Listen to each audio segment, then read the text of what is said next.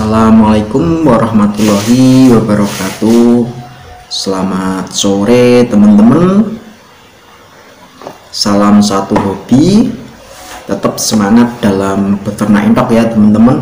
Nah, pada kesempatan hari ini saya sebagai owner channel YouTube Entok Lingi Raya ingin berbagi pengalaman ya teman-teman. Ingin berbagi pengalaman untuk para peternak entok yang istilahnya masih awal ya teman-teman, masih pemula, bagaimana cara perawatan entok yang baik dan benar. Dan juga gini teman-teman, dalam hal teman-teman itu untuk peternak entok jangan salah pilih. Pertama itu adalah di kualitas apa ya teman-teman, kualitas bibit. Seperti itu yang teman-teman harus pahami. Tujuannya supaya entok teman-teman itu terserah ya teman-teman ya, sebelumnya terserah teman-teman itu mau beternak entok apa dan tujuannya beternak entok itu untuk apa. Saya harap atau teman-teman itu pahami terlebih dahulu. Contoh, tujuan teman-teman itu untuk kelas penghobi, itu pun cara kita perawatan, terus cara pemberian pakan itu pun sudah beda teman-teman. Dan juga tujuannya untuk kelas pedaging atau sistem konsumsi. Lah dalam beternak entok itu teman-teman juga harus mempunyai apa ya, tujuan atau target seperti itu. Contoh untuk kelas pedaging, teman-teman itu mau ditargetkan panen usia berapa, seperti itu ya teman-teman. Kalau di Blitar, di tempat saya ya teman-teman, di tempat saya itu minimal usia 2 bulan itu udah bisa dijual teman-teman. Bisa dijual dengan cara penjualannya itu sistem kiloan dan ekoran teman-teman.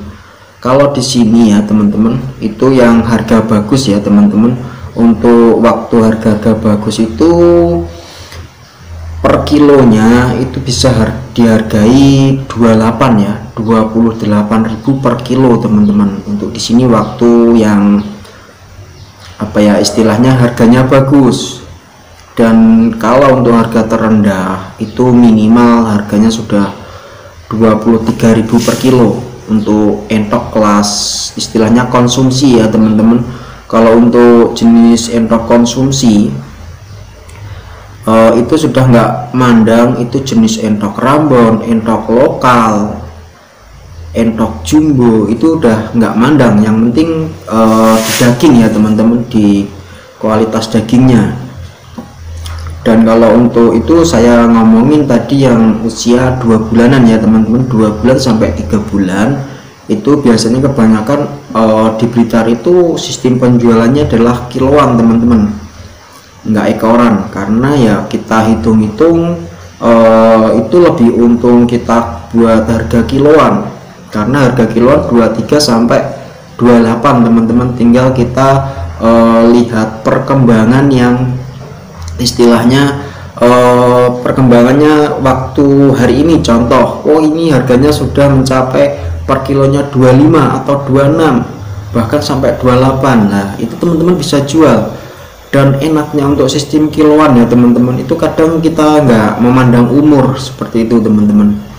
Dan kalau sudah menginjak dewasa ya teman-teman, kalau kita mau jual sistem kiloan juga bisa, ekoran pun juga bisa. Tapi ya kembali ke teman-teman sendiri, itu dalam hal apa ya, dijual kiloan atau ekoran itu untung yang mana, seperti itu ya teman-teman.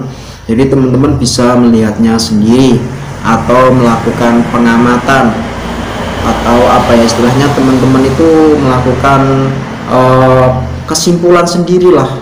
Oh kalau contoh ini saya jual kiloan kok rugi, berarti saya untung jual ekoran. Itu teman-teman yang bisa mengkalkulasi. Tapi kalau untuk usia muda ya teman-teman, usia muda itu kalau menurut saya sendiri itu lebih baik saya jual sistem kiloan. Karena di usia 2 bulan ya teman-teman, itu bisa mencapai bobot rata-rata itu 1,7 1,8 seperti itu teman-teman di usia 2 bulan.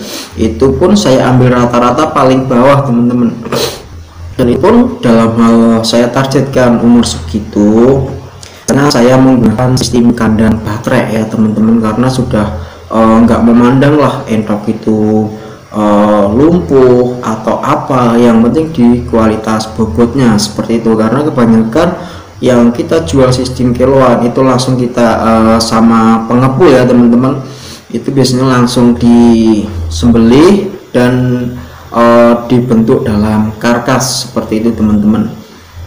Itu untuk usia muda. Tapi kalau untuk mencapai bobot seperti itu ya teman-teman, di usia 2 bulan untuk ambil rata-rata itu bobot 1,7 1,8 itu teman-teman jangan salah pilih dalam hal pembibitan, kualitas bibitnya maksudnya teman-teman. Yang pertama dalam hal kita beternak entok itu ya, pertama kita siapkan kandang dulu teman-teman, terus kedua kita siapkan ransum pakannya, cara kita mau apa ya menentukannya pakannya, terus itu cara perawatan kita. Untuk mengenai cara perawatan itu banyak sekali teman-teman, dan ilmu yang kita istilahnya yang saya punya itu pun saya terapkan, tapi kadangkala itu juga mengalami kendala teman-teman, karena perlu gimana ya teman-teman, karena ilmu itu nggak ada habisnya, dan kita yang penting kita itu selalu mau berinovasi teman-teman. Kita melakukan pengamatan supaya kalau teman-teman itu dalam beternak entok ya, kalau bisa itu lebih waktunya, targetnya panen lebih cepat itu lebih baik. Tapi ya itu tadi teman-teman harus pertama membuat kandang baik dari kandang indukan, kandang anakan, terus sistem kandang pembesaran.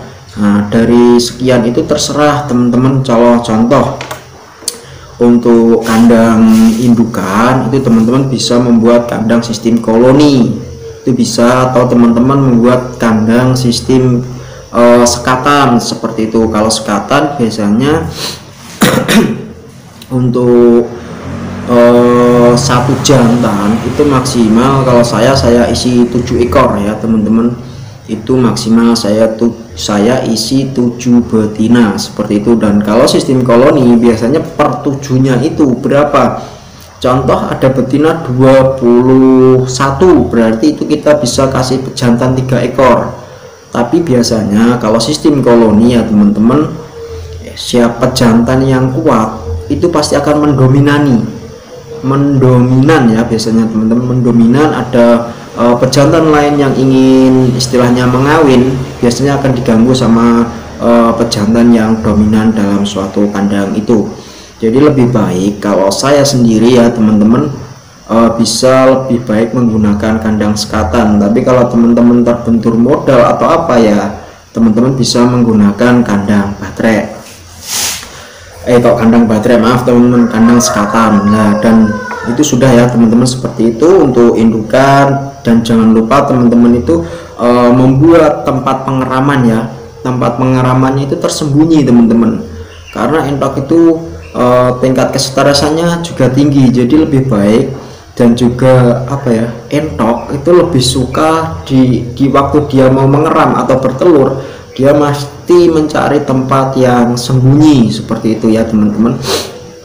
Jadi seperti itu teman-teman bisa membuat kandang yang untuk indukan, tempat pengeramannya itu yang sembunyi. Teman-teman bisa kasih tumpukan bata atau bambu, dan depannya teman-teman itu bisa menutup memakai kain seperti itu ya. Itu untuk indukan. Dan juga dalam hal untuk anakan, teman-teman siapkan kandang box, terus teman-teman itu kasih lampu seperti itu ya teman-teman, kasih lampu. Dan juga alasnya ya teman-teman, alasnya itu lebih baik teman-teman itu pakai kawat ram.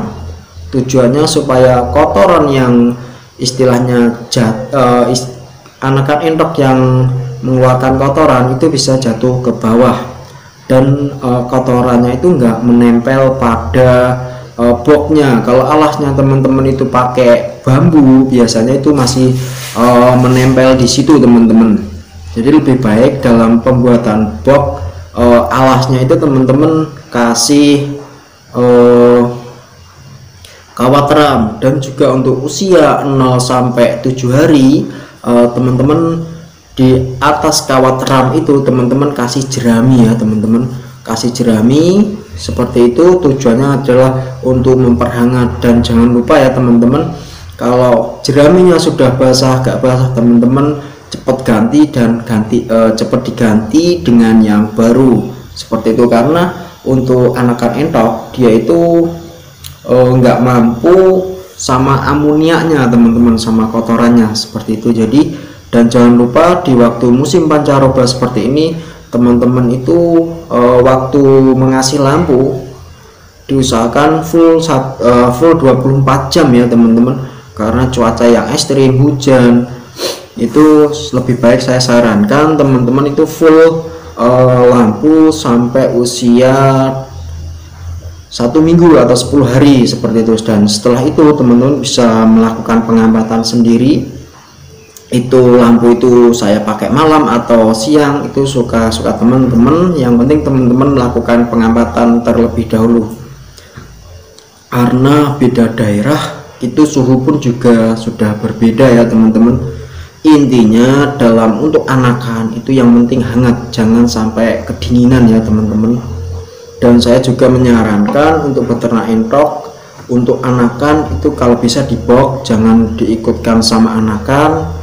Karena apa ya, kalau teman-teman ikutkan ikutkan indukan untuk anakan, biasanya itu rawan dalam kematian. Dan juga pemberian pakannya itu teman-teman, pemberian pakan itu asal-asalan atau sembarangan lah untuk anakan ya teman-teman. Untuk anakan itu jangan sampai teman-teman anakan entok itu makan sembarangan. Karena kandungan atau nutrisi yang dibutuhkan untuk anakan entok itu hanya tersedia di pakan pabrikan. Yang saya khawatirkan anakan entok belum waktunya makan pakan yang lain, itu sudah memakan yang lain dan akhirnya bisa menyebabkan pertumbuhan untuk anakan entok itu lambat seperti itu ya teman-teman. Dan yang ketiga teman-teman, untuk sistem pembesaran teman-teman juga bisa melakukan sistem koloni juga bisa. Atau teman-teman kalau teman-teman ada uang, itu saya sarankan teman-teman bisa membuat kandang baterai. Membuat kandang baterai tujuannya teman-teman bisa mengkalkulasi per ekor entok itu habis pakan berapa seperti itu. Dan sehingga teman-teman itu bisa mengkalkulasi keuntungan dalam beternak entok per 100 atau per 10, teman-teman itu bisa mendapatkan keuntungan berapa. Kalau untuk menentukan keuntungan dalam beternak entok sistem pedaging sebenarnya itu bisa dikalkulasi teman-teman. Kalau di sini sebenarnya bisa, tapi kalau saya menjelaskan secara detailnya, yang saya khawatirkan gini, di tempat saya sama di tempatnya teman-teman itu sudah beda. Kalau kalkulasi di tempat saya itu lebih murah atau harga jual ya teman-teman, maksudnya harga jualnya itu lebih murah, dan di tempat teman-teman itu harganya lebih baik, itu malah alhamdulillah. Tapi kalau di tempat saya itu baik dan di tempat lingkungan teman-teman itu harga jualnya rendah, itu yang saya takutkan seperti itu. Itu adalah untuk beternak entok ya teman-teman. Dan jangan lupa dalam sistem perawatan ya teman-teman, itu teman-teman yang harus pahami. Karena ilmu yang saya terapkan kadang juga belum tentu bagus bila teman-teman itu menerapkannya di rumah seperti itu, atau di lingkungan teman-teman yang ya intinya ginilah, gambaran atau ilmu yang saya sampaikan teman-teman itu bisa mempelajarinya atau sebagai teori. Andai kata ada kelebihan atau kekurangan itu teman-teman bisa menambahin atau mengurangi sendiri. Nah gini teman-teman, sebenarnya intinya saya buat konten seperti ini ya teman-teman. Teman-teman bisa contoh karena ya gini ya, pertama tadi kan dalam beternak endok kita itu harus menentukan apa ya, istilahnya mempelajari semualah. Contoh teman-teman yang sebutkan tadi dalam hal beternak endok, jangan salah pilih dalam hal pemilihan bibit seperti itu ya teman-teman. Dan yang saya sarankan sekali lagi teman-teman itu dalam hal pemilihan bibit, teman-teman bisa menggunakan jenis endok jumbo, itu yang saya sarankan, meskipun teman-teman itu menggunakan jenis jumbo standar, karena jenis jumbo pun sebenarnya banyak ya teman-teman. Dan kenapa harga endok jumbo itu mahal, karena kita juga kembali lagi ke kualitas barang dan juga perawatan untuk calon materi. Endok jumbo itu juga nggak main-main teman-teman. Dalam hal kita mempunyai anakan endok yang jenis jumbo, kita pelihara sebaik mungkin. Barang yang istilahnya masuk kualitas itu kita sendirikan, kita jual ke penghobi. Tujuannya itu untuk istilahnya apa ya, kalau materi kita bagus pasti akan memberikan keturunan yang berkualitas. Dan juga di ternak endok jumbo itu mempunyai keuntungan yang lebih, ada nilai plusnya teman-teman. Tapi kalau nilai negatifnya pasti teman-teman pembelian bibit untuk endok jumbo pasti mahal ya teman-teman, seperti itu.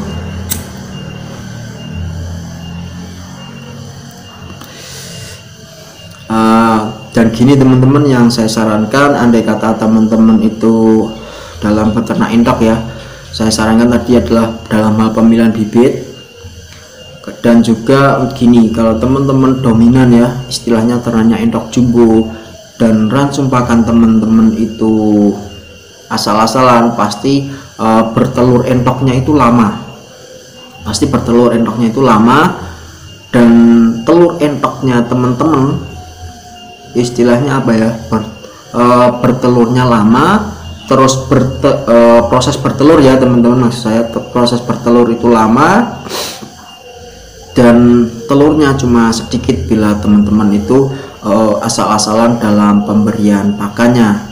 Jadi teman-teman bisa melihat ya, supaya endok jumbo itu bisa bertelur banyak. Nah teman-teman bisa lihat kandang baterai, konten saya kandang baterai itu adalah cara perhitungan ransum ya teman-teman. Itu cara perhitungan ransum, nanti akan saya tempel ya di sini teman-teman, supaya teman-teman bisa melihat konten saya yang cara perhitungan ransum seperti itu. Karena ransum yang saya apa ya teman-teman, yang saya terapkan ini itu kita sudah melakukan cara perhitungan. Contoh gini, untuk sistem indukan itu minimal proteinnya adalah 13%, terus maksimal itu adalah 15%, dan saya sarankan teman-teman bisa ambil tengah-tengah 14%, dan kalori 3200. Itu untuk sistem indukan ya teman-teman. Untuk sistem indukan seperti itu. Dan untuk sistem pembesaran itu saya sarankan minimal ya teman-teman, minimal itu 17%. Itu pun langsung. Nah itu ya teman-teman, itu adalah ransum pakan yang saya berikan. Itu minimal tadi yang sistem pembesaran adalah 17%. Dan untuk teman-teman istilahnya ingin belajar ya, ingin belajar cara perhitungan ransum, itu teman-teman bisa melihat konten saya kandang baterai part 6. Kandang baterai itu adalah cara perhitungan ransum tuh ya teman-teman bisa belajar di situ. andai kata teman-teman mengalami kendala ya, teman-teman bisa WA saya atau telepon saya. Andai kata saya jelaskan secara detail di sini, mungkin itu membutuhkan waktu yang terlalu lama. Itu terus teman-teman bisa bosen lah seperti itu. Dan untuk cara perawatan anakan entok itu teman-teman bisa melihat konten saya juga, itu yang kandang baterai. Itu kandang baterai part 3, itu adalah cara perawatan anakan entok. Di situ pun lengkap teman-teman. Andai kata teman-teman mengalami kendala apa, di situ sudah saya share semua ilmunya, teman-teman bisa belajar di situ. Dan juga untuk entok jumbo supaya produksinya banyak, nah itu tadi saran saya, teman-teman bisa belajar cara perhitungan rasum dan itu bisa teman-teman terapkan. Dan atau teman-teman bisa melihat itu konten saya kandang baterai itu part 2 kalau enggak part 1 ya teman-teman. Itu adalah di situ telur entok untuk entok jumbo itu bisa mencapai 20 butiran teman-teman. Jadi teman-teman bisa melihat konten saya yang di situ, terus teman-teman amati, siapa tahu teman-teman terapkan itu bisa bermanfaat. Dan telur entoknya teman-teman bila sudah memelihara entok jumbo bisa bertelur banyak sekitar 20 butiran ya, itu ambil rata-rata. Jadi teman-teman bisa belajar di situ, baik ilmu di konten-konten saya lah. Kebanyakan di konten saya itu sudah real teman-teman, kita sudah melakukan banyak eksperimen, tinggal teman-teman bisa menyimpulkan sendirilah. Andai kata mengalami kendala, teman-teman bisa telepon saya atau WA saya. Dan tujuan saya seperti ini ya teman-teman, saya ingin teman-teman itu juga bisa merasakan kesuksesan dalam beternak entok ya teman-teman, seperti itu. Oke ya teman-teman, mungkin sekian konten yang saya buat ini. Jika video yang saya buat ini bermanfaat untuk teman-teman, silahkan teman-teman bantu dengan cara like, komen, dan subscribe supaya channel YouTube Entok Lingi Raya ini bisa semakin berkembang dan juga bisa menginspirasi banyak orang. Seperti itu ya teman-teman. Mungkin sekian dari saya. Wassalamualaikum warahmatullahi wabarakatuh. Bye.